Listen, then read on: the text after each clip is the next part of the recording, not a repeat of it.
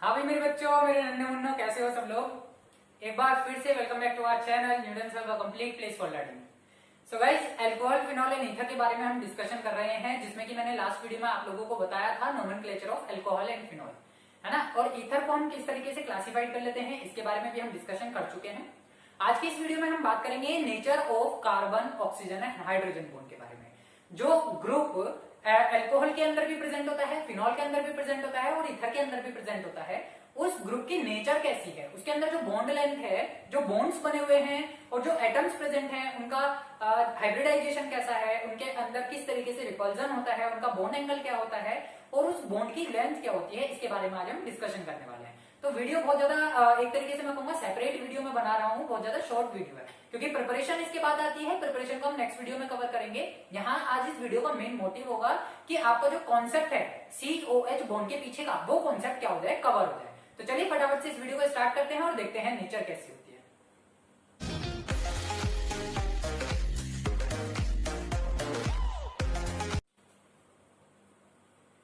तो गाइस, जैसे कि अभी मैंने आपसे कहा कि आज हमारा जो टॉपिक है वो है नेचर ऑफ COH बॉन्ड।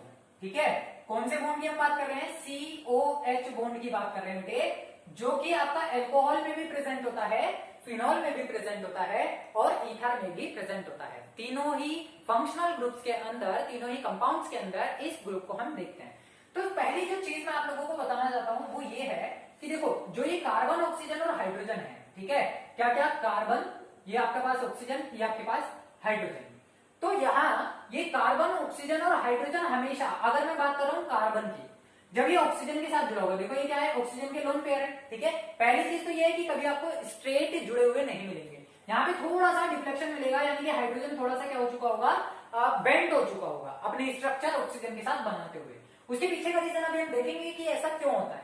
आपको फिलहाल यहाँ पर ये चीज याद रखनी है कि कार्बन अगर sp3, देखो ऑक्सीजन कैसा है, sp3 हाइब्रिडाइज है, और हाइब्रिडाइजेशन की वीडियो अगर अभी तक आपने नहीं देखी है तो उसका लिंक आपको डिस्क्रिप्शन बॉक्स में मिल जाएगा, वहां से आप इसका हाइब्रिडाइजेशन कैलकुलेट करना सीख सकते हैं। यहाँ पर जो ऑक्सीजन है वो sp3 हाइब्रिडाइज है।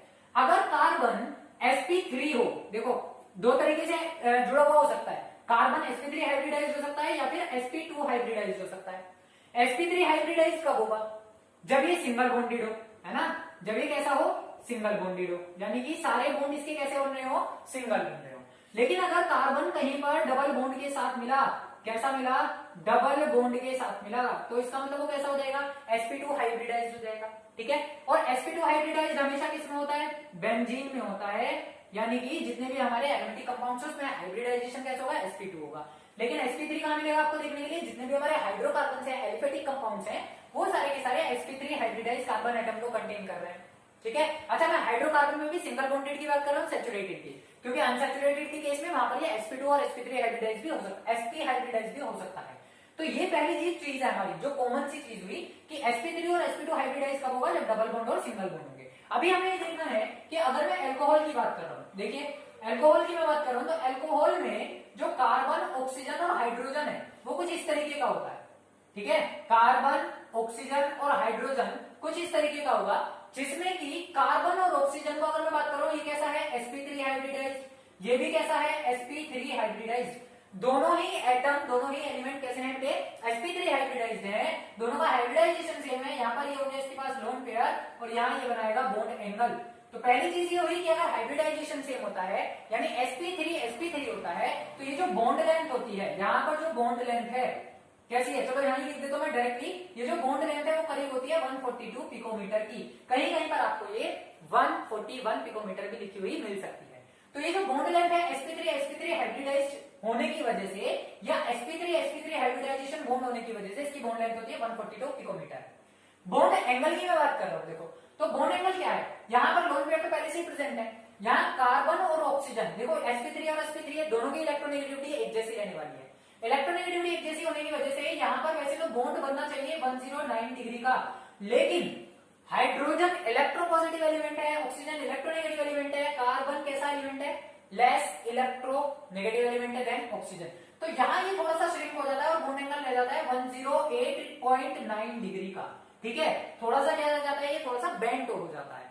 अब अगर मैं बात करूं, ये तो सिंपल सी बात होगी हमारी किसके बारे में, अल्कोहल के बारे में। ये कैसे होता है, sp3 और sp3। फिनोल के केस में क्या होता है, फिनोल के केस में ये जो कार्बन है, देखो ये थोड़ा सा और थोड़ा सा नीचे हो जाएगा, यानी कि जो बैंड स्ट्रक्चर होती है वो थोड़ी सी यहां से कम रहती है। यानी कि क्या होने वाला है, देखो ये वाला जो कार्बन है वो किससे जुड़ा हुआ है, बेंजीन रिंग से जुड़ा हुआ है, कुछ इस तरीके से कनेक्टेड होगा, और बेंजीन रिंग से कनेक्टेड होने की वजह से ये कैसा हो जाएगा, sp2 हाइब्रिडाइज हो जाएगा। ये कैसा हाइब्रिडाइज हो गया, sp2 हाइब्रिडाइज। ऑक्सीजन कैसा है, sp3 हाइब्रिडाइज। तो यहाँ जो ओवरलैपिंग हो रही थी वो हो रही थी sp3 की, यहाँ पर जो ओवरलैपिंग हो रही है वो हो रही है sp2 और sp3 की। जब हाइब्रिडाइजेशन sp2 और sp3 ओवरलैपिंग करता है तो उस केस में बॉन्ड लेंथ थोड़ी सी क्या हो जाती है, पास हो जाती है। यानी कि यहाँ पर क्या आ जाएगा, पार्शियल डबल बॉन्ड करेक्टर आ जाएगा। कौन सा करेक्टर आ जाएगा, partial double bond character, partial double bond character. अब पार्शियल डबल बॉन्ड करेक्टर आने की वजह से ये जो बॉन्ड है वो थोड़ा सा क्या हो जाएगा, पास हो जाएगा, छोटा हो जाएगा। यानी कि जो बॉन्ड लेंथ है वो थोड़ी कम हो जाएगी, और ये बॉन्ड लेंथ अप्रोक्स आपके पास रह जाएगी, ये 142 थी, ये आपके पास हो जाएगी 131 पिकोमीटर के अप्रोक्स में। ये बॉन्ड लेंथ कितनी हो जाएगी आपके पास, 131 पिकोमीटर या 133 पिकोमीटर भी आपको किसी बुक में देखने के लिए मिल सकती है। लेकिन ये हुआ किस वजह से, इसके पीछे का जो रीजन है वो क्या है, पार्शियल डबल बॉन्ड करेक्टर का आना। और पार्शियल डबल बॉन्ड करेक्टर क्यों आया, रेजोनेंस की वजह से आया। ये भी आप लोगों को याद रखना है, किस वजह से आया है, रेजोनेंस की वजह से। क्योंकि जब आप फिनोल पढ़ेंगे, फिनोल की जब मैं आप लोगों को सारी डिटेल स्टडी कराऊंगा तो तब मैं आप लोगों को क्या बताऊंगा, रेजोनेटिंग स्ट्रक्चर ऑफ फिनोल बताऊंगा। यहाँ से आपके एनसीईआरटी में एक क्वेश्चन भी है सीधा सीधा, जो कि इसकी एसिडिटी और बेसिसिटी के लिए है, ठीक है। तो रेजोनेंस होने की वजह से यहाँ क्या आ जाता है, पार्शियल डबल बॉन्ड करेक्टर आ जाता है, और sp2 sp3 बॉन्ड बनने की वजह से इसकी बॉन्ड लेंथ थोड़ी सी क्या हो जाती है, कम हो जाती है। तीसरा जो आपके पास बचता है वो है ईथर, ठीक है। अब ईथर बहुत अच्छी चीज है। ईथर में क्या होता है, आपने देखा होगा कि कार्बन कुछ इस तरीके से कनेक्टेड होगा, ये हो गया ऑक्सीजन, ये फिर से हो गया कार्बन, ये ट्रिपल 3 बॉन्ड मैंने लगाए क्योंकि ये तीनों हाइड्रोजन से कंसिस्टेड होंगे, ये भी हाइड्रोजन से कंसिस्टेड होंगे। ये आपके पास क्या आ गया है, ऑक्सीजन आ गया। अब देखो ये जो मिथाइल ग्रुप है, बेसिकली ये किसकी बात करी मैंने, मिथाइल ग्रुप की, है ना। ये कौन सा ग्रुप है बेटे, ये है मिथाइल ग्रुप, जो कि कैसा है, बल्की ग्रुप है। कैसा ग्रुप है, बल्की ग्रुप है। तो बल्की ग्रुप होने की वजह से देखो ये भी sp3 हाइब्रिडाइज हुआ, ये भी sp3 हाइब्रिडाइज हुआ, ये भी sp3 हाइब्रिडाइज हुआ। पहली चीज तो ये क्लियर हो गई कि ये वाला कार्बन भी sp3 है, ये कार्बन भी sp3 है, ये ऑक्सीजन भी sp3 है। तीनों हाइब्रिडाइजेशन एक जैसे हैं। sp3 हाइब्रिडाइजेशन होने की वजह से इनकी बॉन्ड लेंथ क्या होनी चाहिए, बड़ी हुई होनी चाहिए, है ना। बॉन्ड लेंथ कैसी होनी चाहिए, बड़ी होनी चाहिए। अप्रोक्स इसकी बॉन्ड लेंथ भी कितनी आती है, 142 पिकोमीटर के अप्रोक्स में ही आती है। अब बॉन्ड एंगल की हम बात कर रहे हैं, देखो बॉन्ड एंगल क्या हो जाता है, थोड़ा सा बढ़ जाता है। Bond angle as compare to किसके, फिनॉल के और अल्कोहल के, इसका बॉन्ड एंगल क्या होता है, बड़ा हो जाता है। क्यों हो जाता है, due to the presence of bulky methyl group. क्योंकि जब कभी भी दो अल्काइल ग्रुप एक दूसरे के आमने सामने आएंगे तो वो एक दूसरे को रिपेल करेंगे।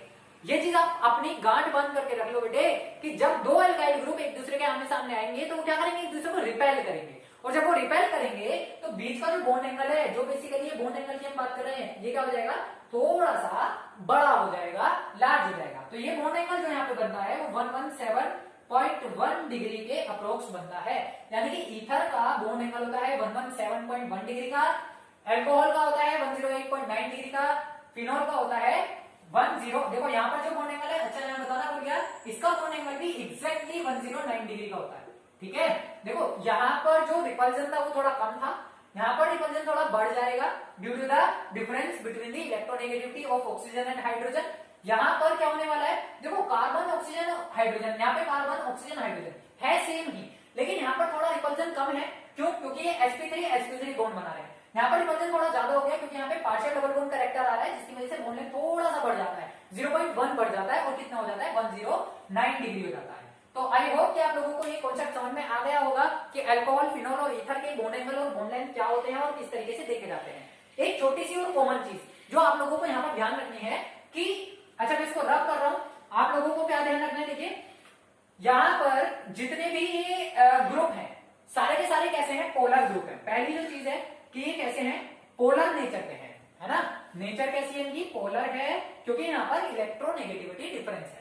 और इलेक्ट्रोनेगेटिविटी डिफरेंस जहां पर आता है due to the electronegativity difference, अब इलेक्ट्रोनेगेटिविटी डिफरेंस जब आएगा तो वो sp3 और sp2 पर बेस्ड होगा, और sp3 और sp2 पर अगर वो बेस्ड हुआ तो बेटे वहां पर बॉन्ड एंगल अपने आप ऑटोमेटिक चेंज हो जाएगा। क्यों? क्योंकि इलेक्ट्रोनेगेटिविटी ऑर्डर की अगर मैं बात करूं तो वो कैसा होता है, sp3 के लिए, sp2 के लिए और sp के लिए, यानी कि इलेक्ट्रोनेगेटिविटी जो डिफरेंस आने वाला है वो sp के लिए सबसे ज्यादा होगा, sp2 के लिए थोड़ा कम होगा और sp3 के लिए उससे भी कम हो जाएगा। इसका मतलब यही हुआ कि यहां पर इलेक्ट्रोनेगेटिविटी डिफरेंस जो है वो सबसे कम है, यहां इलेक्ट्रोनेगेटिविटी डिफरेंस थोड़ा ज्यादा हो गया, जिसकी वजह से क्या हो गया, मतलब कि अट्रैक्शन ऑफ इलेक्ट्रॉन टेंडेंसी ज्यादा हो गई, जिसकी वजह से पार्शियल डबल बॉन्ड करेक्टर आया और क्या हो गया, बॉन्ड श्रिंक हो गया। और यहां पर फिर से वही चीज हो गई, क्योंकि sp3 का जो इलेक्ट्रोनेगेटिविटी डिफरेंस है वो सबसे कम है, जिसकी वजह से बॉन्ड लेंथ थोड़ी सी बड़ी हो जाती है और बॉन्ड एंगल भी बढ़ जाता है। तो ये ऑर्डर भी आप लोगों को याद रखना है, इलेक्ट्रोनेगेटिविटी के लिए sp3 की सबसे कम, sp3 sp2 की उससे ज्यादा और sp2 sp की सबसे ज्यादा या sp sp की उससे भी ज्यादा। गाइस ये था आपका COH बॉन्ड की nature in alcohol, phenol and ether. Next video में हम बात करेंगे प्रिपरेशन ऑफ अल्कोहल, फिनॉल और ईथर के बारे में, स्टेप बाय स्टेप उनकी प्रिपरेशन को हम स्टडी करेंगे, साथ ही केमिकल प्रॉपर्टीज को भी देखते हुए चलेंगे। तब तक के लिए आप लोग पढ़ते रहिए, बढ़ते रहिए, और वीडियो पसंद आई हो तो वीडियो को लाइक करना ना भूलिएगा, अपने फ्रेंड्स के साथ इसे ज्यादा से ज्यादा शेयर कीजिए। चैनल को अभी तक सब्सक्राइब नहीं किया है तो चैनल को सब्सक्राइब कर लीजिएगा और बेल आइकन को प्रेस कीजिएगा, ताकि आने वाली हर वीडियो का नोटिफिकेशन सबसे पहले मिलता रहे और आपका कोई भी पार्ट स्किप ना हो। मैं मिलूंगा आपसे नेक्स्ट वीडियो में। Tata, bye bye.